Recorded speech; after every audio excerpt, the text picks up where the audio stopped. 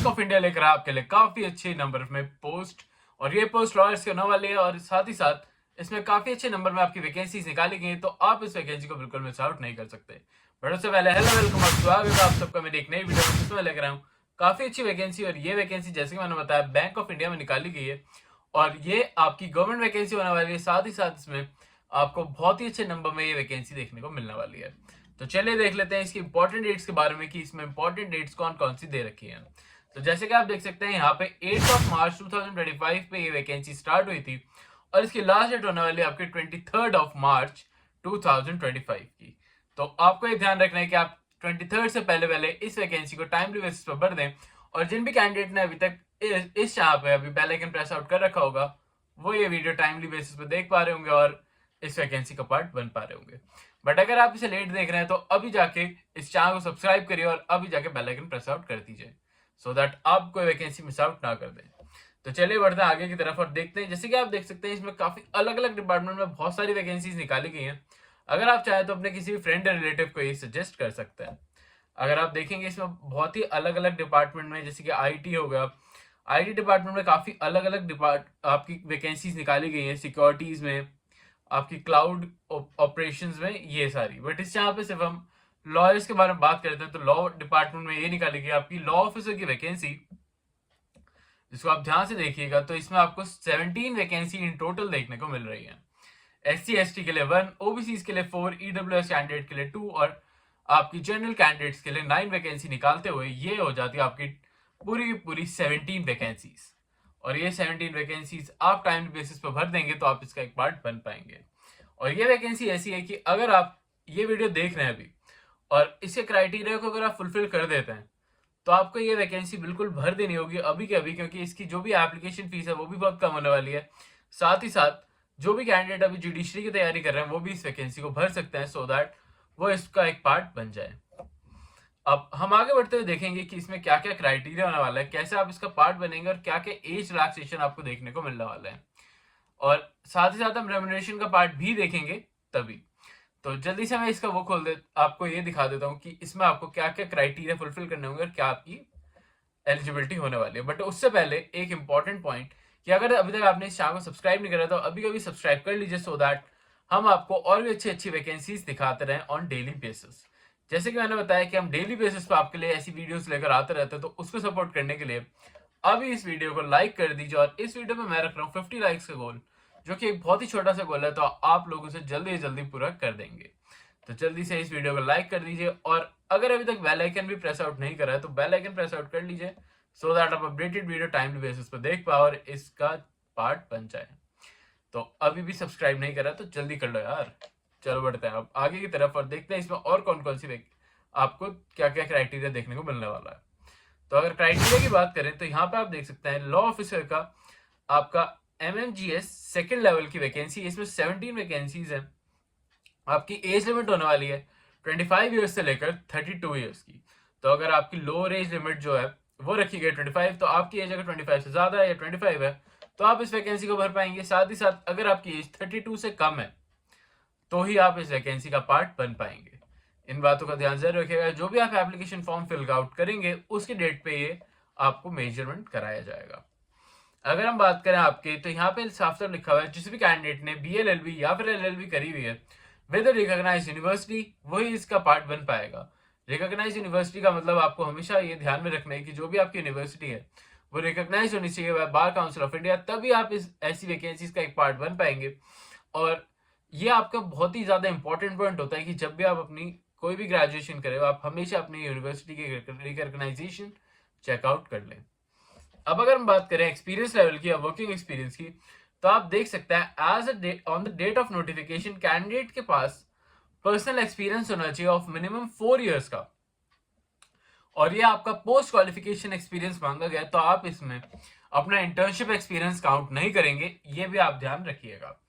जो भी आपका एक्सपीरियंस है as a lawyer, as a law firm में काम कर रहा हो, किसी लॉ ऑफिस में, और अगर किसी बैंकिंग डिपार्टमेंट में आपने कोई काम कर रखा है तो आप इनके लिए एक डिजायरेबल कैंडिडेट बन जाएंगे। तो इन बातों का ध्यान भी जरूर रखिएगा।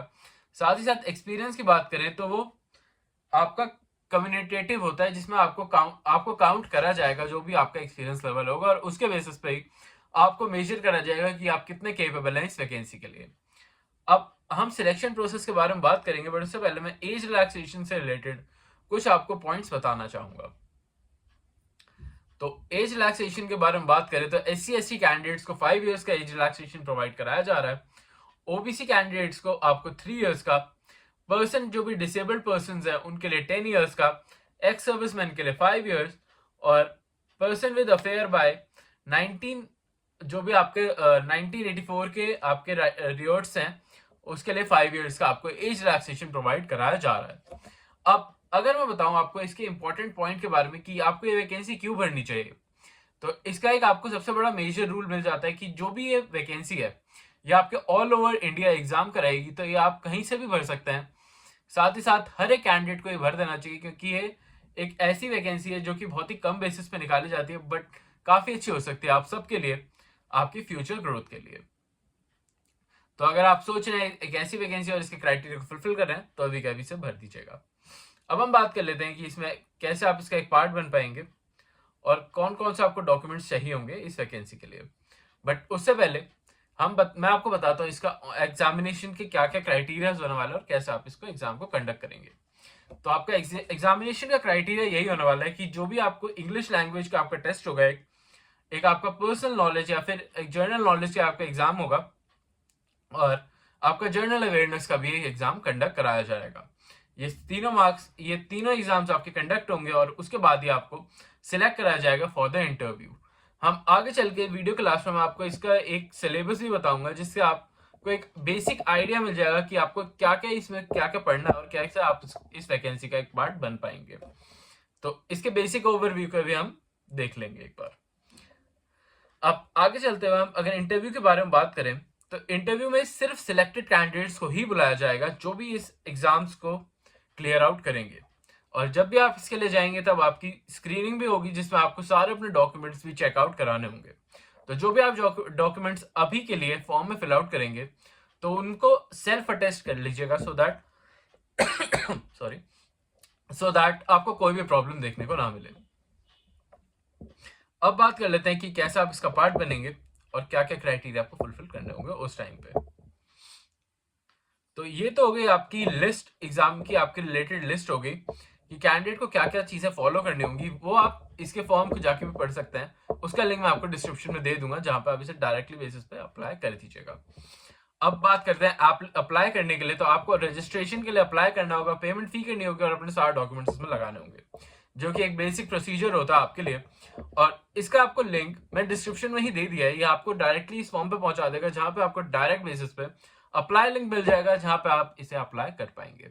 अप्लाई के लिए आपको अपनी एक पहले आईडी बनानी होगी, जिस पर्सनलाइज आईडी से जो कि आपके फोन नंबर से लिंक होती है। उसके बाद ही आपको आगे प्रोसीजर के लिए बताया जाएगा, जिसमें आपको अपना फोन नंबर, ईमेल आईडी और आपका जो रेजिडेंशियल एड्रेस है उसको काफी ध्यान से भरना होगा, तभी आपको आगे इन फर्दर इंटरव्यू के लिए उनके बेसिस पे ही कनेक्ट करा जाता है या कॉन्टैक्ट किया जाता है। और साथ ही साथ जो भी आप जब ये फॉर्म फिल आउट कर रहे होंगे तब आपको एक एप्लीकेशन फीस भी पे करनी होगी। तो SC/ST कैंडिडेट्स के लिए ये एप्लीकेशन फीस होने वाली है 175 रुपीज की, और जनरल एंड अदर कैंडिडेट्स के लिए ये एप्लीकेशन फीस होने वाली है 850 रुपीज की। और जैसे कि मैंने आपको बताया था, अगर आप इसकी क्राइटेरिया को फुलफिल कर रहे हैं तो ये आपके लिए काफी अच्छा अमाउंट बन जाता है आपको एक ऐसी वैकेंसी के लिए जो कि परमानेंट वैकेंसी हो, साथ ही साथ बैंकिंग वैकेंसी हो। तो आप इसे बिल्कुल के अभी भर दीजिएगा, या फिर आप bankofindia.co.in पे जाके भी इस वैकेंसी को भर सकते हैं। इसका क्राइटेरिया भी आप फुलफिल कर लीजिएगा। अब मैं आपको बताता हूं कि आप इसमें क्या आपके सिलेबस होने वाला है और कैसे आप इसको अच्छे से आप इसे अप्लाई कर पाएंगे।